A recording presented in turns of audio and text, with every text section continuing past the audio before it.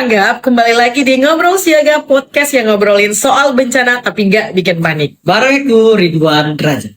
Dan aku Intan, di episode kali ini kita masih bahas tema siap dari diri sendiri. Karena kesiapsiagaan itu bukan cuma tugas pemerintah atau relawan, tapi mulai dari kita, warga, komunitas, dan tentu saja desa.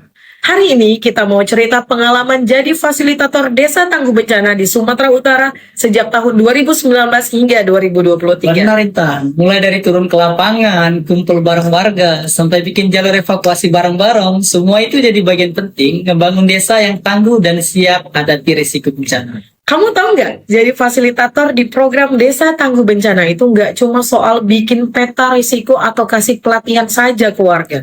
Benar.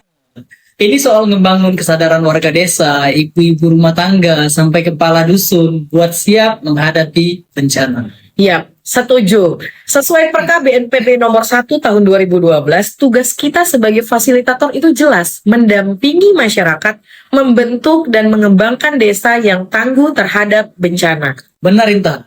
Nah, kami mulai dari pemetaan bahaya, ancamannya berupa longsor, banjir bandang, erupsi gunung, dan lain-lain. Iya, lalu kita ajak warga buat analisis kerentanan, diskusi bareng, menanyakan siapa yang paling rentan kalau banjir datang atau kalau bencana lain datang.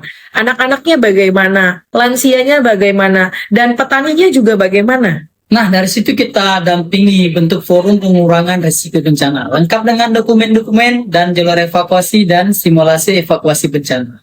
Dan yang paling menyentuh saat simulasi, ibu-ibu itu beneran lari sambil gendong anak dan mereka bilang, baru kali ini kami tahu harus kemana kalau bencana itu datang. Benar, Intan. Itu momen yang bikin kita jadi fasilitator tangguh bencana itu bukan tentang kerja teknis saja, tapi kerja dari hati yang tulus. Iya, Provinsi Sumatera Utara juga punya potensi alam luar biasa, tapi juga punya bencana yang begitu nyata.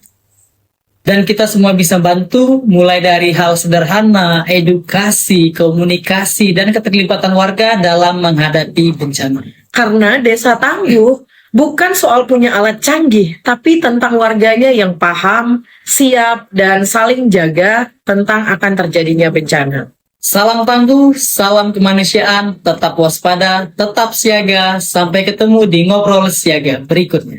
Follow and share konten ini agar yang lain makin banyak yang tangguh.